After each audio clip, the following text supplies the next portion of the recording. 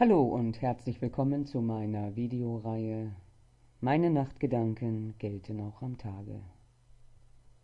Heute mit dem Titel Zusammen allein. Es gibt welche, die leben allein. Und es gibt welche, die leben in einer Partnerschaft und sind allein. Es gibt Gemütszustände, die siehst und spürst du auch bei anderen. Ganz leicht die Fröhlichkeit oder Traurigkeit, dann Angst, Panik, Neid, Hass, Missgunst, Verachtung oder Wut. Aber dass sich jemand anderes allein fühlt, das zu spüren und zu sehen, das können nur wenige. Möglicherweise sagt dieser jemand, ich bin einsam. Aber was ist einsam sein? Ich sage, niemand ist einsam. Höchstens allein, weil kein anderer Mensch um ihn herum ist. Doch einige haben einen Hund oder eine Katze oder ein anderes Haustier und sagen trotzdem, sie wären allein. Aber auch hier sage ich, niemand ist wirklich allein. Er hat doch sich selbst. Es sei denn, er ist sich selbst nicht genug. In den letzten Wochen ging mir vieles durch den Kopf. Wie erfahre ich einen Gemütszustand, der mir persönlich vollkommen fremd ist? Warum fühlt sich der eine allein, obwohl er viele andere um sich hat? Warum lebt der eine allein und hat keinerlei Bedürfnisse, andere Menschen permanent um sich haben zu wollen? Fragen über Fragen. Ich bin zu dem Ergebnis gekommen, dass ich außerstande bin, einen Gemütszustand zu erfahren, also ihn auszulösen, wenn er für mich nicht vorgesehen ist. Irgendwie hat es mit Wünschen zu tun. So viele wünschen sich dies oder jenes. Verständlich, wenn es die Gesundheit betrifft oder die eigene Sicherheit. Ich habe sehr oft zu jemandem gesagt, der immer und immer wieder nur sagte, wenn ich mehr Geld hätte, dann. Ja, was wäre dann? Wärst du von da an glücklicher? Du hättest lediglich weniger finanzielle Sorgen, dafür aber mehr andere, die weitaus schwerer wiegen.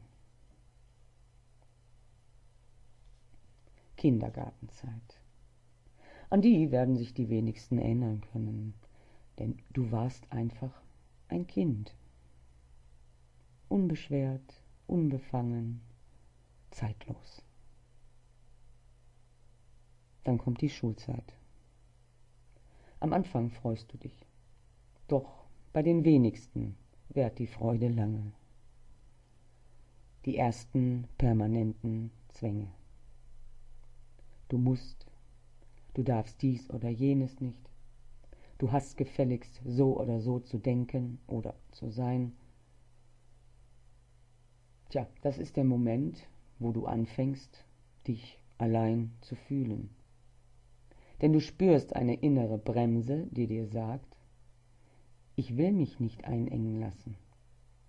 Ich will selber entscheiden. Ich will ich sein und nicht eine gesteuerte Puppe, die das denkt und tut, was die Masse denkt und tut. Natürlich gibt es Regeln, aber um die geht es hier nicht. Es ist diese Zwangsausübung, die deine Individualität ins Unkenntliche verändern soll. Merkmale, die zeigen, dass du allein dastehst. Du bist anders als alle anderen in deiner Klasse oder der ganzen Schule oder wo auch immer du dich aufhältst. Du hast keine Freunde. Du stehst immer allein auf dem Schulhof oder bei Zusammenkünften jeglicher Art. Nach anfänglichen Versuchen, dich in eine Gruppe einzureihen, gibst du es auf. Von nun an betrachtest du die verschiedenen Gruppierungen um dich herum und merkst mit jeder vergangenen Sekunde, du gehörst hier nicht her. Egal welche Interessen die Menge hat, du hast andere. Doch du reißt dich ein, weil du nicht weißt, wie du all das für dich ändern kannst. Und weil dir seit deiner Kindheit eingetrichtert wird, das ist so und so bleibt es auch, und wenn du das nicht mitmachst, bist du nicht normal. Von allen Seiten bekommst du Mitteilungen wie: Du bist nichts, du kannst nichts, du spinnst.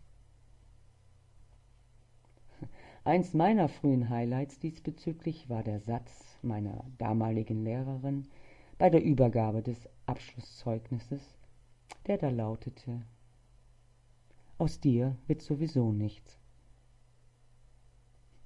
Ich bin dieser Frau dankbar. Dankbar für 3 Jahre Kampf und Beleidigungen. Beleidigungen, die sie mir vor der ganzen Klasse entgegenschleuderte. Doch dank dieser Frau begann die Zeit meines Ich-Werdens. Schon sehr früh habe ich auch innerhalb der Familie gemerkt, dass ich da irgendwie auch nicht hingehörte. Ich habe immer scherzhaft gesagt, die müssen mich im Krankenhaus verwechselt haben. An meinen älteren Geschwistern konnte ich die verschiedenen Phasen der Jugendzeit beobachten. Merkwürdigerweise ähnelten sich bei allen die bestimmten Vorlieben des jeweiligen Alters. Mir war und blieb alles, egal was, fremd. Gleich nach der Schule setzte ich mich aufs Fahrrad und fuhr raus in den Wald. Ich liebte das Alleinsein. Allein, nämlich eins sein mit all den herrlichen Geschöpfen der Natur. Ich wollte nur draußen sein und frei von all dem, was andere normal fanden. Normal. Jeden Tag das gleiche Spiel. Aufstehen, frühstücken, zur Schule oder Arbeit, Mittagessen, nach Schulschluss oder Feierabend, zurück in die Wohnung, Abendbrot, Fernsehen, Bett. 2-mal im Jahr Urlaub zum Ausspannen und auf ins Massentourismusparadies mit Fütterungsanstalt. Diese Beschäftigungstherapie fängt schon im Kindesalter an, und wenn du den Zeitpunkt verpasst, dich rechtzeitig aus diesem Hamsterrad fallen zu lassen oder dich jemand aus dem Rad schubst, ist es schon zu spät. Mein Fall aus dem Hamsterrad passierte so Mitte der 80er Jahre. Ich saß wie jeden Morgen um 4 Uhr früh in der U-Bahn, hatte eine Tageszeitung in der Hand und döste pflichtbewusst vor mich hin, bis die Seifenblase platzte und ich wieder ich war. Ich kenne noch meine ersten Gedanken nach dem Knall. Was mache ich hier eigentlich? Bin ich bescheuert? Ja, ich war bescheuert, denn ich habe mir von einem Menschen vorschreiben lassen, wie ich zu leben, wie oder was ich zu denken oder was ich toll zu finden habe. Nach dem Motto: immer der Masse nach. Von da an ging's alles schnell. Ich habe mich zum wiederholten Male von dem Größten leiten lassen, das Leben zu leben, das er für mich vorgesehen hat. Mit dem Strom schwimmen, aber im eigenen Boot. Sich das Anderssein nicht nehmen lassen. Warum sich so sehr darauf konzentrieren, was andere über dich denken?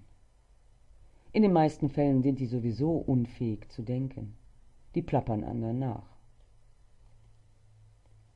Ich kenne eine Journalistin, die auch Bücher veröffentlicht hat.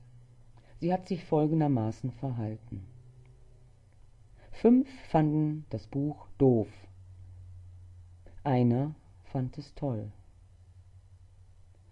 Anstatt sich auf den einen zu konzentrieren, drehte sie sich um die 5 und drehte sich somit auch um sich selbst.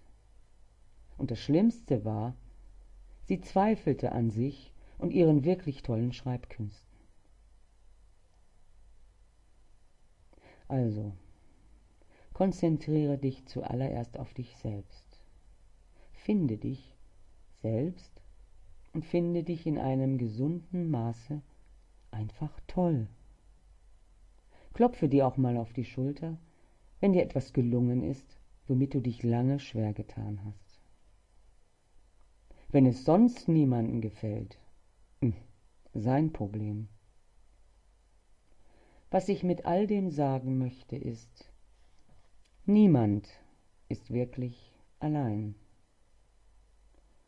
Du hast einen immer an deiner Seite. Vertraue ihm dein Leben an und lasse dich leiten. Gehe den Weg, so schwer er auch sein mag. Gott mutet dir nur so viel zu, wie du tragen kannst, denn er weiß, zu was du fähig bist. Lerne dir selbst zu vertrauen. Lasse dich von anderen, die deine Bewusstseinsebene noch nicht erreicht haben oder gar nie erreichen werden, in keinster Weise von deinem vorgesehenen Weg abbringen. Vertraue deiner Intuition und deinem Instinkt. Sei nur du selbst und kümmere dich nicht darum, wie ein anderer dich haben will. Lasse dich von niemandem verbiegen. Aber auch umgekehrt. Nehme jeden so, wie er ist, ohne ihn verbiegen zu wollen. Jeder Einzelne ist in seiner Entwicklung so weit, wie er selber verstehen kann. Freue dich, dass du schon so einen langen Weg der Entwicklung hinter dir hast. Mögen die folgenden Schritte auch noch so klein sein. In diesem Sinne, bis dahin.